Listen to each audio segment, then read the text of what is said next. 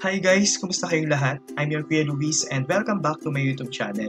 So for today's video, akin pong ipapakita sa inyo kung paano ko nga ba ginawa yung YouTube vlog introduction ko. So ang ginamit ko po dito ay ang Wondershare Filmora 9. So ito po yung version na ginamit ko. So tingnan po natin, open po natin. Okay, hintayin lang po natin. So bali ito pong tutorial na to ay nakakuha po ako ng idea dun po sa channel ni Pad Atienza. So dito ko po kaya sinubuhan ko po.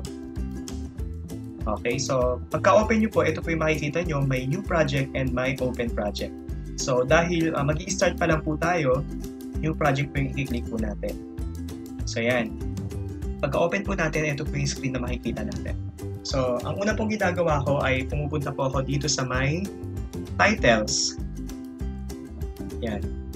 So, bali ang ginamit ko po dyan ay hanapin po natin dito para hindi na po tayo may.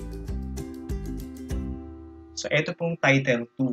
So, ito po yung ginamit ko. Open po natin. So, yan.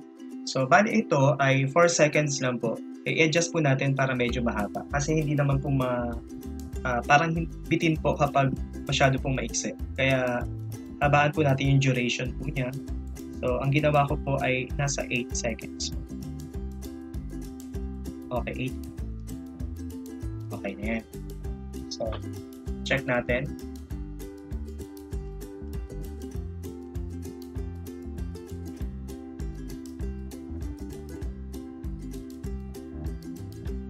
Okay, so okay na yan kahaba. Okay, next naman, i-edit na po natin siya. Bali, ito po ay templated na po siya. Gagawin lang po natin ay edit na lang po natin. So, double click po natin to. So, ito po. Palitan po natin ng name. So, ang name ng channel ko po ay Kuya Luis. Kuya Luis. Okay, so, ngayon, ito naman. Palitan din natin. Official. Okay. So ngayon, i-adjust lang po natin siya. Ibabaho lang po dito. Yan. I-drag lang po natin yan pababa. Medyo. So okay na po yan. So ito rin po. Yan. So next naman, try po natin.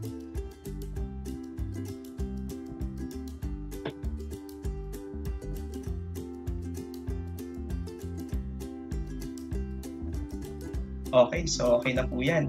So next pong gagawin natin ay i-export na po natin siya. Export, then palitan po natin ng file name. Okay, vlog intro number 2 na lang. Okay, then magsisave siya sa my YouTube folder. Then palitan po natin ng dito po sa settings, papalitan po natin ng yung sa resolution po niya, the rest as is na po.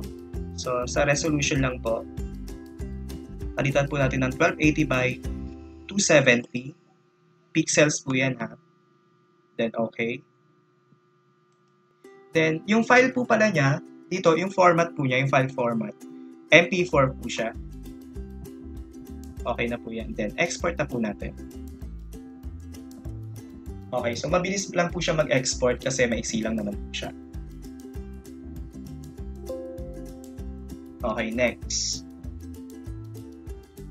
Okay, hindi na po natin i-check dun sa folder na yun. Close na po natin. Then, sige, check na lang po natin para makasigurado tayo nandoon. So, dito po sa YouTube folder, ang title po nun ay Vlog Intro 2. So, ito na po siya. Vlog Intro 2. Okay, so, close natin. Then, open ulit natin to. Tanggalin na po natin itong dati. Okay, so, Next naman pong gagawin natin, so nag-save na po yun as MP4. So next naman pong gagawin natin ay pupunta po tayo dito sa may media, then i-import po natin yung mga yon. I-import po natin yung mga kakailanganin pa po natin para dun sa vlog introduction po natin. So, import files. So, ang kailangan po doon ay yung ginawa natin na naka-MP4. So, eto yun. Click. Then, kailangan natin ng music intro. So, eto po yun. Then, music. Yung background po natin. Eto po. Then, eto pong image ko. So, ayan po yung mga kakailanganin natin. Then, open po natin. So, kapag in-open po natin yan, mapupunta po siya dyan. So, next. I-open po natin tong image na gagamitin po natin. So, dahil masyado po siya maliit, try po natin. I-drag lang po natin dito.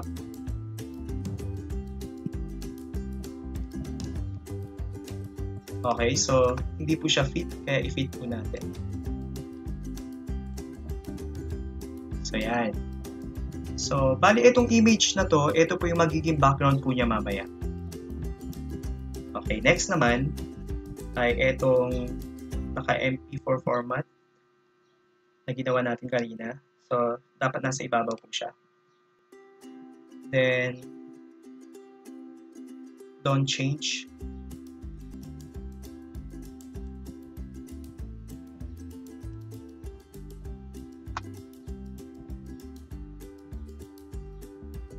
Then, okay na. So, hinabaan lang po natin yon. Kailangan kasi yung duration po nun ay pantay lang po sa may ginawa po natin kaninang intro. Okay, so next naman, itong music. Okay, check po natin. Okay, so nakikita po natin ito, meron pa po siya sa gilid. So, hindi po siya masyadong nag-fit. Kaya, i-fit po natin siya. I-adjust lang po natin. Okay, so okay na yan.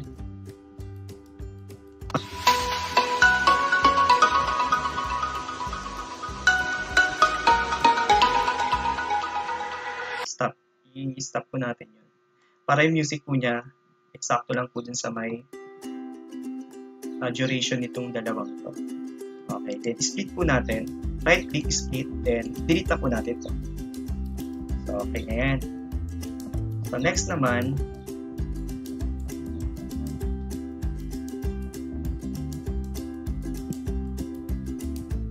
check po na.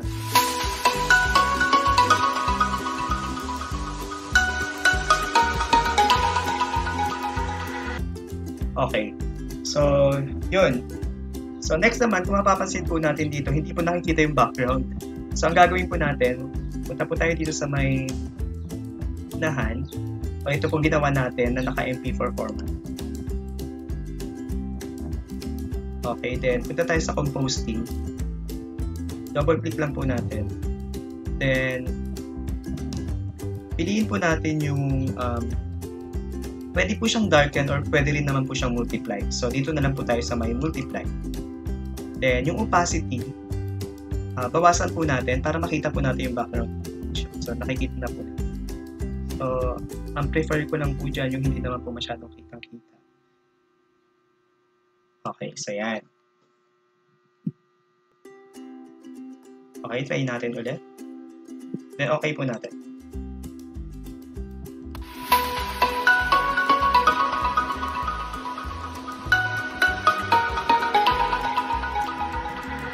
Okay, so medyo okay na siya. So next naman yung image. Yung image ko na gagamitin. So ito yun. Lagay po natin siya sa may babaw. So i-adjust ulit po natin. Kahit hindi na po pala natin i-adjust. Kasi iuusog din naman po natin to. Kasi hindi pwedeng magsabay. Okay. Check po natin .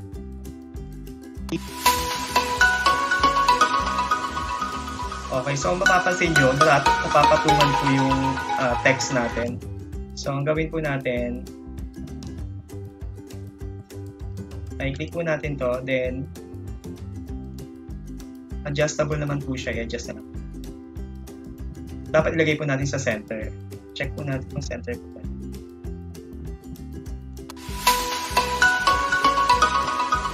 Okay, so hindi siya naka-center. Dito naman siya. Susog natin na konti.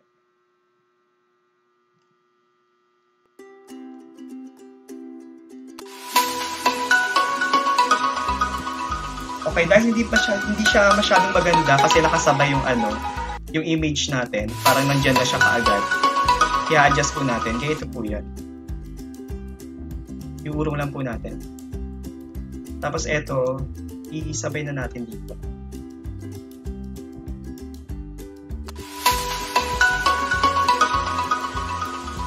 Okay na.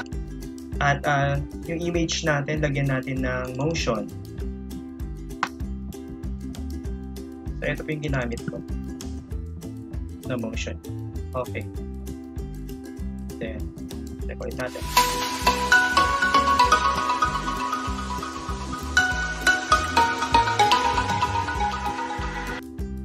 Okay, so okay na yun. So, yan. Tapos na po tayo. So, next na gagawin po natin ay export na po natin.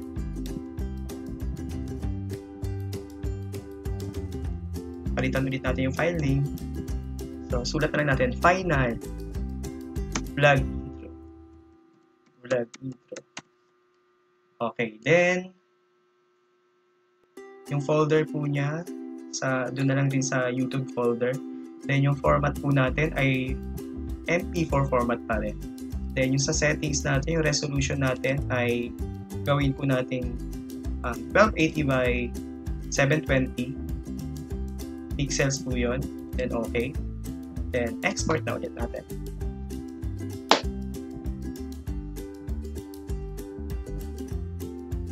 Tayin po natin.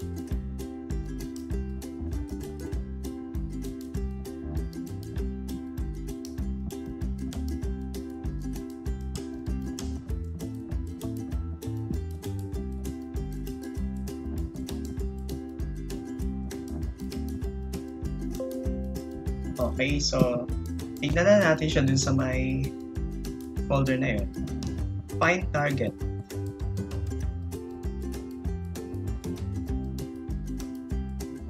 Okay, so eto na po siya. Final vlog intro. So eto na po yun.